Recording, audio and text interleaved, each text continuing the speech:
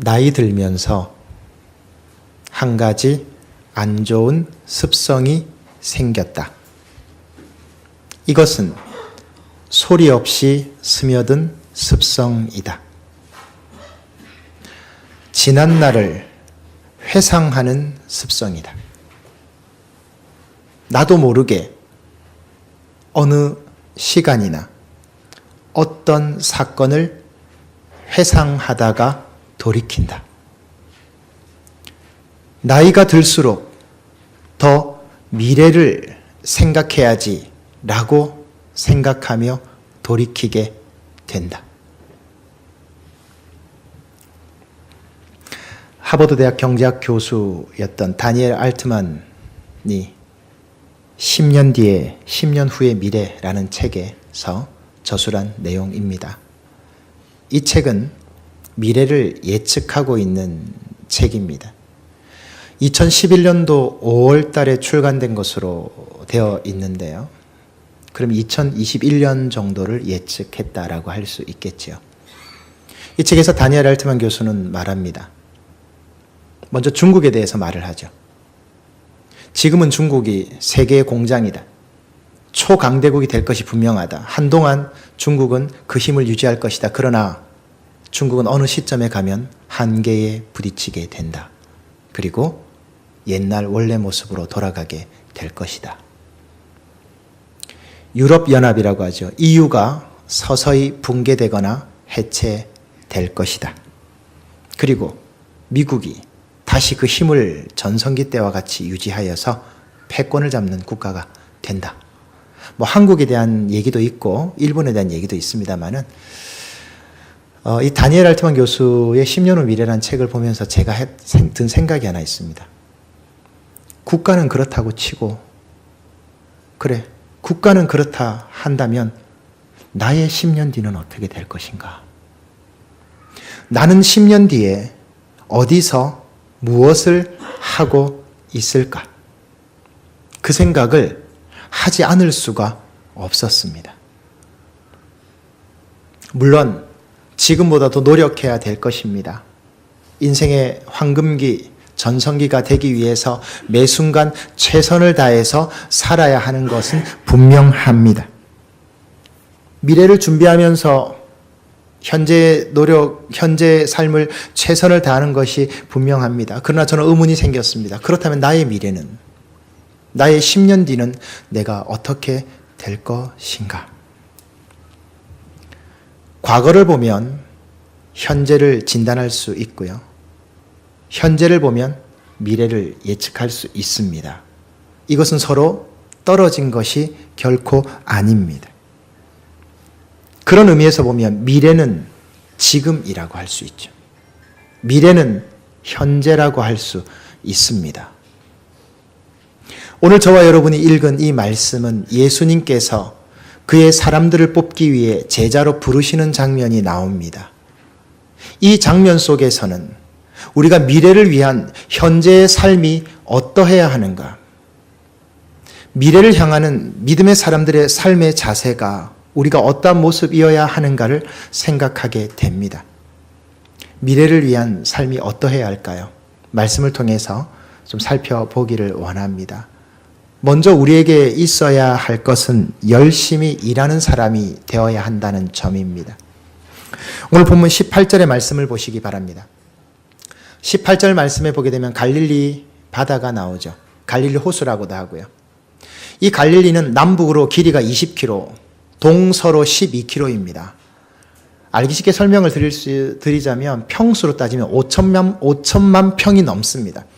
말이 호수지 바다입니다. 지중해보다 해수면이 낮은 관계로 기압의 차이가 발생해서 호수라고 하지만 풍랑과 태풍이 엄청나게 일어난 지역입니다. 그 때문일까요?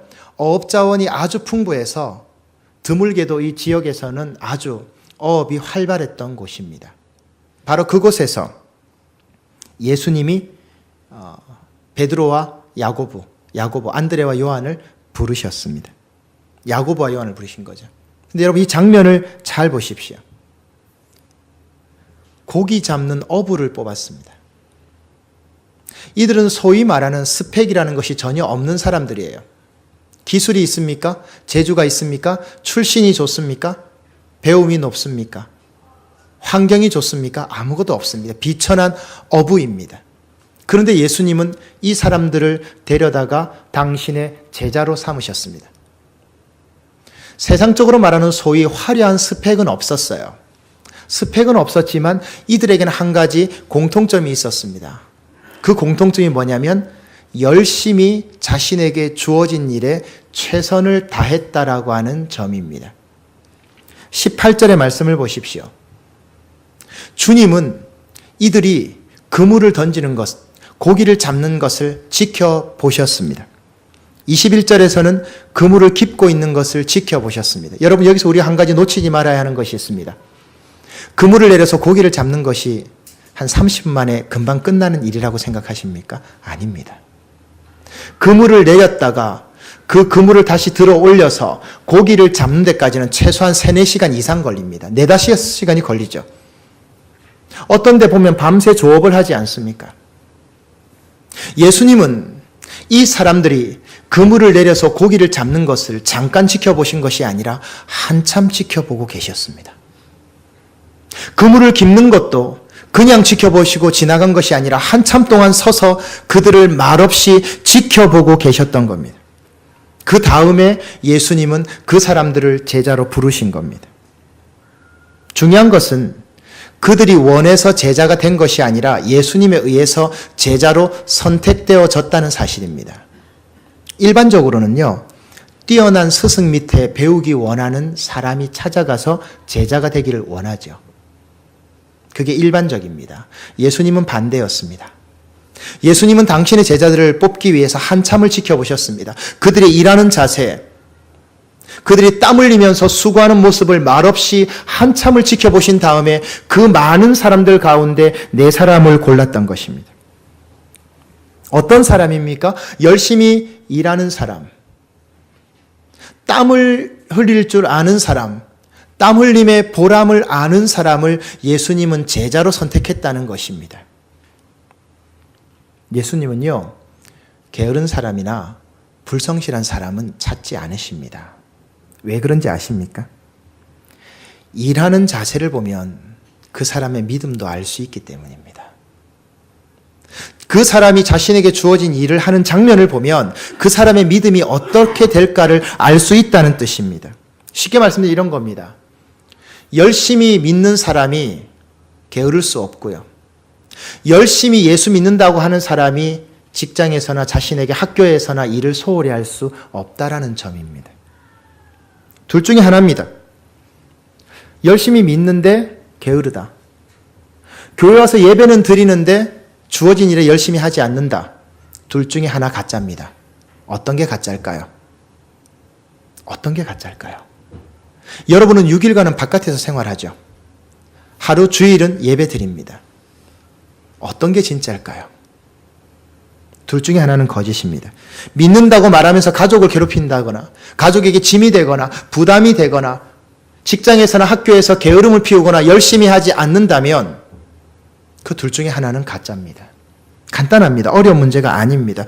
열심히 일하는 사람이 예수를 믿어서 게으르게 예수 믿는 경우는 없어요. 대충대충 일하는 사람이 예수를 믿으면 대충대충 믿더라고요. 되는 대로 예수 믿는 사람이 되는 대로 일을 하더라고요. 그런 모습은 우리 주위에서 흔히 볼 수 있습니다. 베드로와 안드레, 야고보와 요한은요, 열심히 일하는 사람입니다. 예수님은 그거 보고 제자로 선택하셨습니다. 그 열심히 그 이름을 빛나게 했고 미래의 문을 여는 통로가 되게 해 주셨습니다. 마찬가지입니다. 열심과 성실을 가지고 미래의 문을 열 수 있는 여러분 모두가 되시기를 주님의 이름으로 축원드립니다. 또 한 가지 우리가 미래의 삶을 준비하는 것은 사명의 사람이 되는 것입니다. 본문 19절의 말씀을 보시기 바랍니다. 본문 19절의 말씀에 보면 예수님께서 그들을 보고 말씀합니다. 나를 따라오너라. 나를 따라오라. 예수님의 강권적인 명령이었습니다.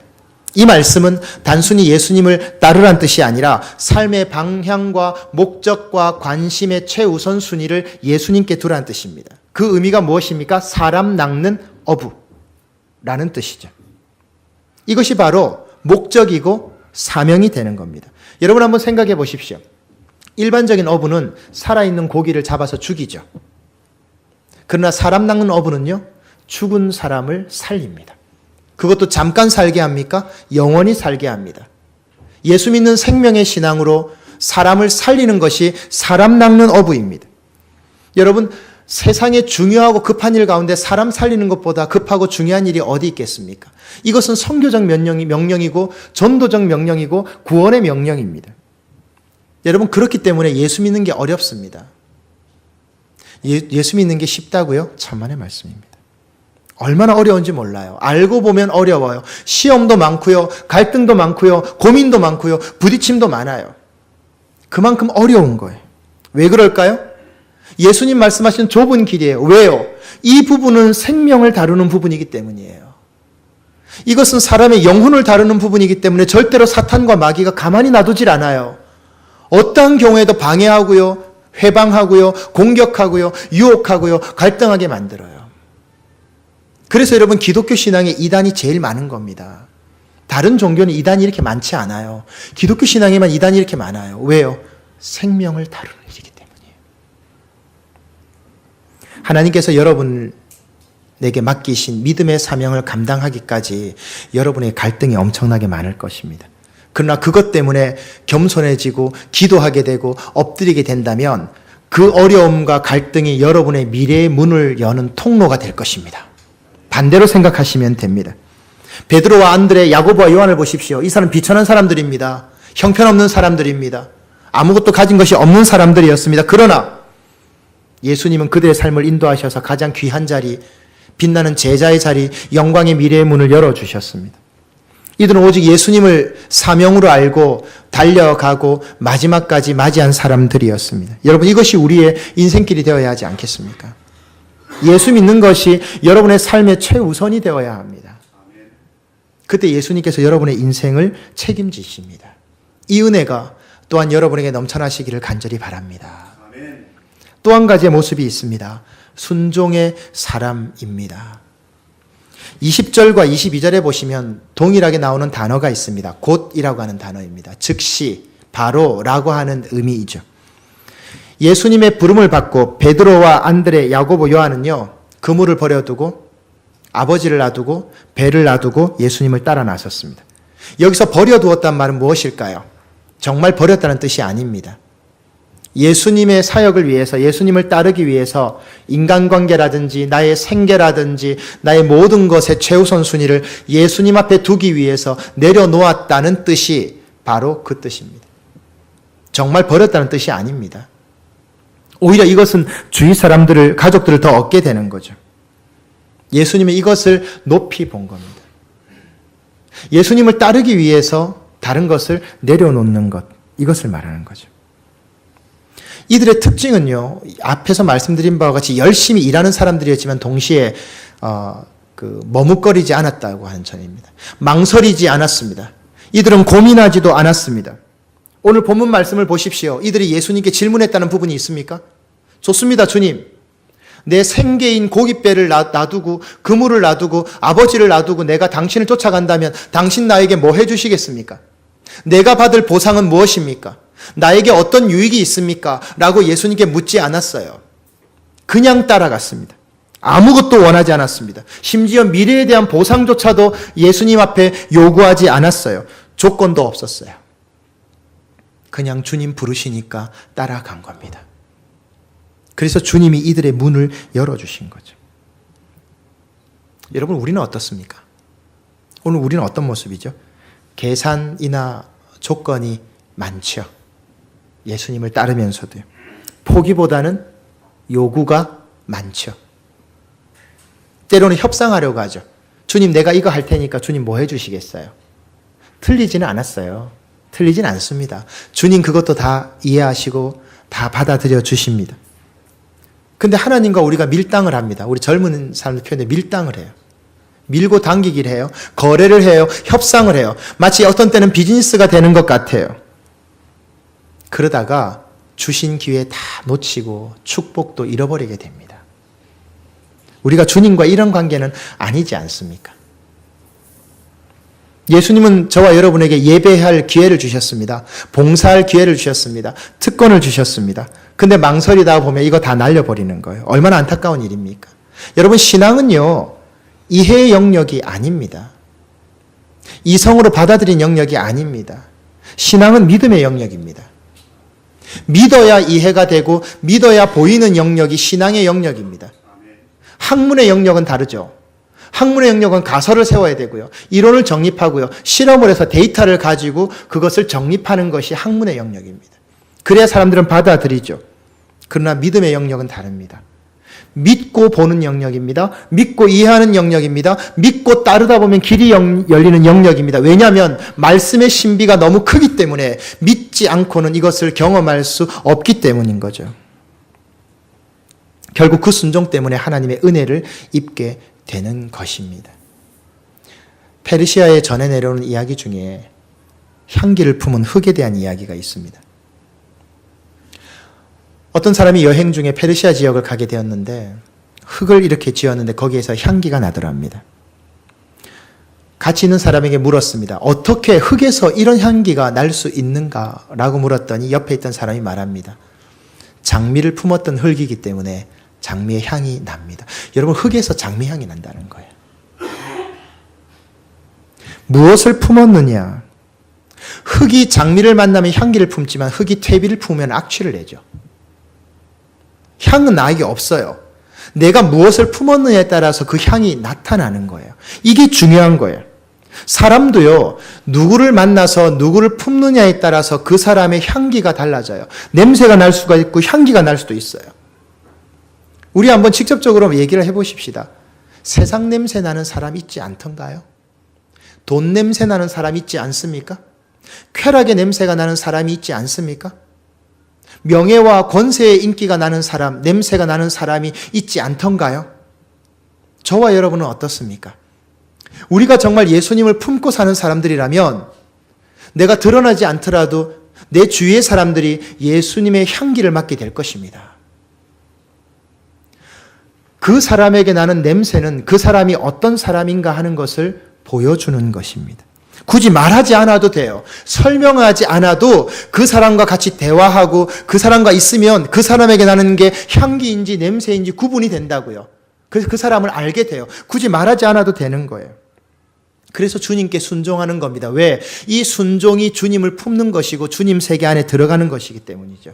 그때에 주님이 제자들처럼 그들의 미래를 인도해 주실 것이기 때문입니다.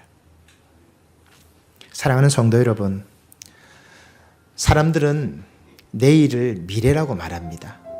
틀렸습니다. 내일은 미래가 아닙니다. 내일은 지금입니다. 미래는 지금이에요. 왠지 아십니까? 시간은 과거가 아니거든요. 시간은요, 무서울 만큼 현재입니다. 과거의 시간도 없고요, 미래의 시간도 없어요. 시간은 철저하게 현재적입니다. 그래서 미래는 내일이 아니고 미래는 지금입니다. 지금이 미래고 미래가 지금입니다. 만약 시간을 거스를 수 있다면 저 말은 틀린 말이 되겠죠. 과거의 시간으로 갈 수 있다면, 미래의 시간으로 갈 수 있다면 저 말은 다 틀린 거예요. 그러나 시간은요, 절대로 현재적입니다.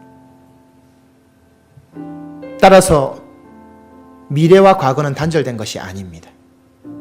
미래와 현재도 단절된 것이 아닙니다. 우리는 그 시간을 살아왔고 그 시간을 살아가고 있으며 살고 있으며 앞으로 살아갈 것이지만 현재에 있기 때문에, 현재형이기 때문에 미래는 지금이라는 것입니다. 그래서요, 과거에 매여 사는 사람은요, 참 안타깝게도 현재와 미래를 다 죽이는 겁니다. 과거에 매여 있을 때가 있죠. 저도 그런 때가 있습니다. 다니엘 알트먼 교수가 말한 것처럼 어떤 때는요, 과거에 좋았던 것을 생각하면 기쁘지만 과거에 아팠던 일, 실패했던 일을 생각하면 제 스스로가 완전히 내려앉습니다. 슬럼프에 깊이 내려갈 때가 있습니다. 그때는 빨리 벗어나려고 합니다. 왜요? 시간은 현재이기 때문입니다. 이것을 더 이상 죽일 수가 없기 때문입니다. 지금 내가 하고 있는 생각, 지금 내가 하고 있는 판단, 지금 내가 하고 있는 행동, 이것이 쌓여서 미래의 흐름을 결정한다는 것을 절대 잊지 마십시오. 그러면 지금이 얼마나 중요한가 하는 것을 보고 있습니다. 예수님과 함께하는 인생이 허무하지 않은 이유는 바로 이것 때문입니다. 예수님을 알파와 오메가라고 말하죠. 그 알파와 오메가가 무슨 뜻입니까? 처음과 나중, 그 중간에 무엇이 있습니까? 시간이 있습니다. 그래서 예수님이 그렇게 말씀하신 겁니다. 뭐가 돌고 돕니까? 불교처럼 돌고 도는 게 어디 있습니까? 거기에 시간 개념이 어디 있습니까? 그건 아니라는 거죠. 기억하십시오. 미래는 지금입니다. 그 미래가 지금이기 때문에 여러분 주어진 일을 열심히 하셔야 됩니다. 열심히 공부하고요. 열심히 직장생활하고요. 열심히 사업하고요. 열심히 해야 됩니다. 게으르면 안 됩니다. 그리고 내 사명을 지키기 위해서 열심히 일하지만 어떤 희생, 어떤 수고를 할 것인가도 생각해야 됩니다. 그리고 순종하십시오. 주님 말씀에 계산하지 마시고 순수하게 뛰어드십시오. 주님이 여러분의 문을 열어주십니다. 주님이 여러분의 미래의 문을 분명히 열어주십니다. 그 문은 주님이 가지고 있습니다. 주님이 잡고 있습니다. 그 미래를 현재처럼 살아가는 사람에게 베드로와 야고보, 안드레와 요한처럼 주님은 그들에게 미래의 문을 여셨던 것처럼 인도해 주십니다. 미래는 지금입니다. 지금 최선을 다하는 그런 믿음의 귀한 자녀들 되셔서 예수님의 제자들처럼 예수님의 사람으로 쓰임받는 귀한 축복의 인생 다 되시기를 주님의 이름으로 축원드립니다.